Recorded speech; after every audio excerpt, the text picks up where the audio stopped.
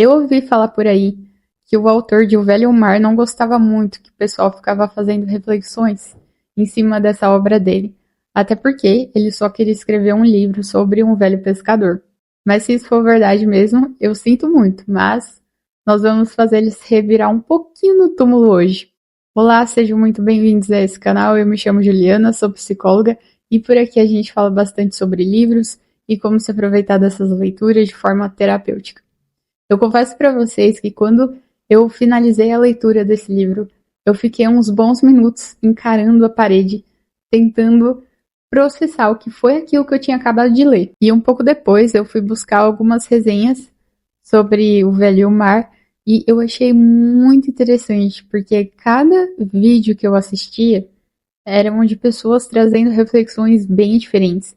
E não só o pessoal que estava gravando os vídeos, mas também o pessoal que estava comentando. E aí eu até pensei, né? Nossa, nem vou levar esse livro pro canal, porque tanta gente já falou sobre ele, mas como vocês pediram, cá estou eu também. Então, O Velho Mar conta a história, como o próprio nome já diz, de um velho pescador cubano chamado Santiago. Apesar do nosso protagonista morar sozinho, até porque a esposa dele já havia falecido, ele tem um jovem amigo chamado Manolim.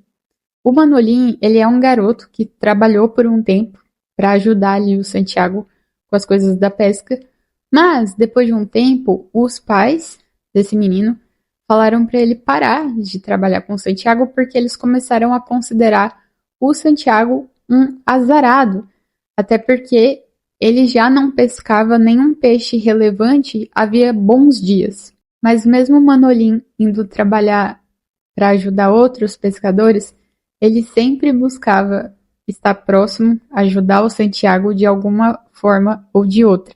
E abrindo um parênteses aqui, essa relação entre os dois é uma das coisas mais bonitas dessa história. E essa coisa do Santiago não conseguir pescar há um bom tempo é um ponto muito importante do livro, porque já fazem 84 dias que ele não pesca nada relevante.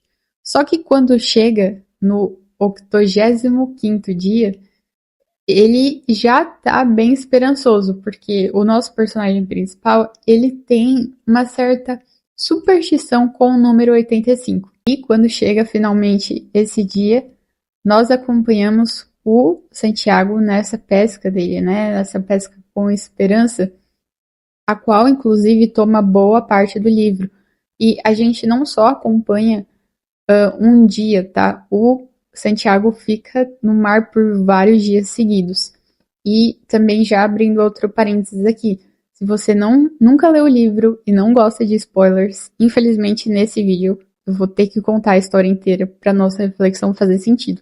Então, se você não gosta de spoilers, guarda esse vídeo para outro momento. Então, voltando para cá, logo no primeiro dia, o Santiago ele consegue pescar um peixe considerável ali de mais ou menos 3 quilos, o que já era alguma coisa na situação dele, né? Mas o ápice dessa embarcação do Santiago foi quando um peixe gigante, um espadarte, ele trinca a isca do barco. Só que o que acontece? O peixe, ele trincou ali a isca, mas ele não morreu. E o Santiago, ele se viu preso naquela situação porque ele não conseguia puxar também muito peixe, senão a linha ia estourar e ele ia perder o peixe de vez. Então, acabou que o peixe ia guiando ali o barco e o Santiago não tinha muito o que fazer, sem ser se deixar levar ali pelo peixe até que surgisse um momento oportuno de conseguir matá-lo, né?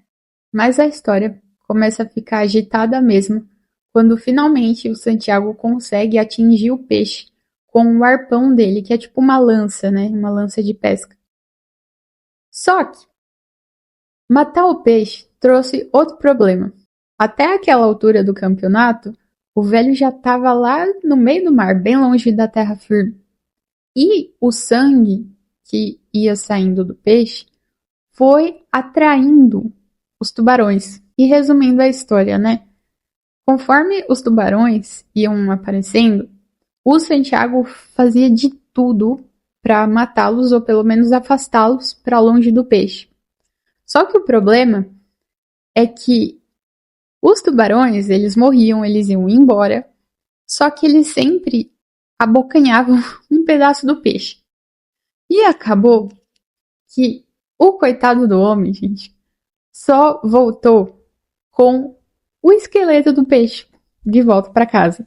E quando ele finalmente volta, chega em terra firme, ele acaba deixando o barco lá e simplesmente vai para casa, comer alguma coisa e dormir, de tão cansado que ele estava. Ao amanhecer, um pessoal ali na praia se reuniu em volta da embarcação do Santiago, porque estava todo mundo maravilhado, porque o esqueleto do peixe que ele tinha trazido tinha mais ou menos 5 metros. Então ficou todo mundo maravilhado. E antes do livro acabar, a gente também tem um pouco do desenrolar da história do Santiago com o Manolim. O garoto espera o Santiago acordar, eles conversam sobre várias coisas, e uma dessas coisas é que ele precisava curar logo esse velho, porque ele ainda tinha muito que aprender com esse pescador. E conforme foi chegando lá pro final do livro, e aí eu fui vendo que o Santiago estava voltando só com a carcaça do peixe, depois de tanto esforço, depois de tanta luta, sacrifício para pescar aquele peixe, para manter ele vivo, o coitado do homem só volta com a carcaça do peixe. Eu fiquei indignada, gente. Como é que pode, sabe? Porque dá aquela impressão de que o coitado do homem fracassou, sabe? Só que depois de um tempo, processando melhor a história, dá pra gente se perguntar isso, né? Será que ele fracassou mesmo? Eu também comecei a pensar em algumas coisas. Eu fui longe, tá, gente? Mas eu acho que vai fazer sentido. A gente vive numa cultura global, vamos chamar assim, muito problemática, em que muitas coisas são valorizadas enquanto que outras são esquecidas ou até desvalorizadas. Então, por exemplo, a cultura em que a gente vive, ela valoriza muito o ter, né? E você tem que ter, você tem que possuir as coisas, você tem que ostentar. Ainda mais com essa coisa das redes sociais, né? Não basta só você ter, você possuir as coisas, você ainda tem que mostrar para os outros, você tem que provar alguma coisa. E se necessário, você tem que fingir. Sem contar que também tem aquela ideia, né? É muito encorajada de que você tem que desfrutar tudo. Ou seja, é uma coisa hedonista, né? Tudo tem que ser prazeroso, nada pode te trazer sofrimento, nada pode ser difícil, tem que evitar todo e qualquer desconforto e obter todo e qualquer prazer. Só que se você buscar, né, ter um olhar mais honesto para a realidade, você vai perceber que essas coisas, o ter, né, o possuir, o performar, ser fingir ser alguém que não se é, e até mesmo o desfrutar com uma ideia hedonista, elas nunca vão satisfazer plenamente a pessoa humana. Elas podem sim trazer ali uma alegria naquele momento, uma, uma corrente de dopamina, mas não é aquela coisa plena, sabe? Então, em meio a todas essas sugestões da cultura, do ambiente, esses até imperialismos, né? A gente acaba se distraindo e esquecendo de que muito mais que ter, desfrutar, performar, o que a gente busca de verdade é ser de verdade. Porque independente das coisas que você possui, materialmente falando, da imagem que você quer passar, qual é a personalidade que você está formando? O que é bonito na história do Santiago é que a gente consegue observar justamente isso. Ele não tem dinheiro, né? Ele é um sujeito pobre materialmente falando, ele já não tem mais beleza, ele só é um senhor que precisa lembrar a si mesmo de quem que ele era. E durante essa navegação do Santiago, a gente consegue observar, capturar vários aspectos riquíssimos da personalidade dele. Em alguns momentos dessa jornada, a gente observa, por exemplo, que ele tem um desejo de fazer tudo do jeito certo, ainda que tudo dê errado. E, meu Deus, como isso fala sobre a personalidade de alguém, né? O quanto ele defendeu aquele peixe dos tubarões, o quanto que ele lutou, o quanto que ele sacrificou o próprio conforto. Tudo isso fala sobre quem o nosso Santiago era. Então não, né? O Santiago ele não fracassou. Ele pode não ter conseguido chegar com um peixe inteiro em terra firme, mas ele não fracassou porque ele foi fiel a quem ele era, ele foi fiel aos valores que ele tinha. Ele não fracassou porque quando ele voltou para casa, tinha um menino que nem era da família dele, não tinha nenhuma obrigação de cuidar dele, pois o menino estava lá, porque tinha um carinho gigante pela pessoa que ele era. O Santiago, ele é um ótimo exemplo de alguém que buscou ser antes de ter, de performar, de desfrutar, ele buscou ser. Tem um trecho bem curtinho em que o Santiago ele fala o seguinte para ele mesmo: agora só devo pensar numa coisa, aquilo para o que nasci, ou seja, ser pescador, né? E isso mostra que o Santiago ele tinha uma missão, ele enxergava uma missão, um sentido na vida dele. E é justamente a isso que ele foi fiel. E sendo fiel a essa missão, a esse sentido, aos valores dele, ele foi fiel a si mesmo. É interessante a gente pensar nisso também, até como se fosse um alerta para nós. Porque se a gente não cultivar esse hábito de, uma vez ou outra, refletir sobre a nossa própria vida, sobre quais são os nossos valores, pelo que eu quero gastar a minha vida, porque vamos ser sinceros, né, gente? Todo mundo aqui sofre, todo mundo tem as suas lutas. A única coisa que muda é pelo que você sofre e pelo que você luta, pelo que você gasta a sua vida, o seu tempo. E se a gente não para pensar, para refletir nessas coisas em algum momento, se você não escolhe, se você não toma aí o mastro do teu barco, a vida vai fazer isso por você. Se você não escolhe, vão escolher por você. Porque você vai acabar sendo levado, se não for pelos teus próprios valores, vivendo de forma intencional, você vai acabar sendo levado pelo que o sistema manda, entendeu? Pela opinião dos outros, pelos teus próprios impulsos aí, pelo teu próprio egoísmo. E aí fica a pergunta, né? Fica o questionamento. Será que essas coisas são bases confiáveis para você construir a tua vida a partir delas? E quando a gente fala sobre essas coisas, talvez possa surgir algum pessoal aí falando, né, de mas eu já perdi muito tempo da minha vida, né? Eu já tô velho agora, não adianta ficar pensando sobre essas coisas, vou só viver no automático. Tá, você pode ter perdido tempo, quantitativamente falando, né? Então 10, 20, 30 anos. Só que quando a gente passa a olhar para o tempo, não só mais do ponto de vista de quantidade, mas também de qualidade, ou seja, você busca reparar na medida do possível os danos que você cometeu, você passa a viver esse tempo que te resta agora de forma mais intencional, com certeza você vai conseguir reparar, sei lá, 10 anos da tua vida em 2. E eu sei, gente, eu sei, tá? Não precisa vir me xingar nos comentários. Eu sei que na teoria tudo isso é muito bonito, mas na prática é difícil.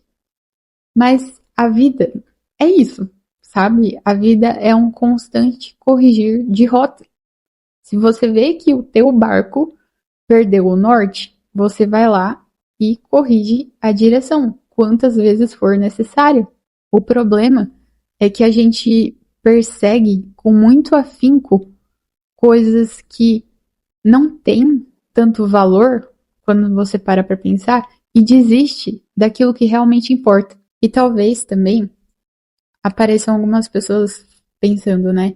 Mas eu não sei qual que é o norte da minha vida, eu não sei quais são meus valores, não tenho uma missão de vida. Pra ser sincera, tem várias formas da gente encontrar essa missão, um porquê, pelo que viver, pelo que lutar, enfim. Mas eu vou me limitar hoje a algo que o Santiago, o próprio personagem aqui, ele traz muito na jornada dele. O protagonista, ele gosta muito de beisebol. E ele admira muito um certo jogador desse esporte.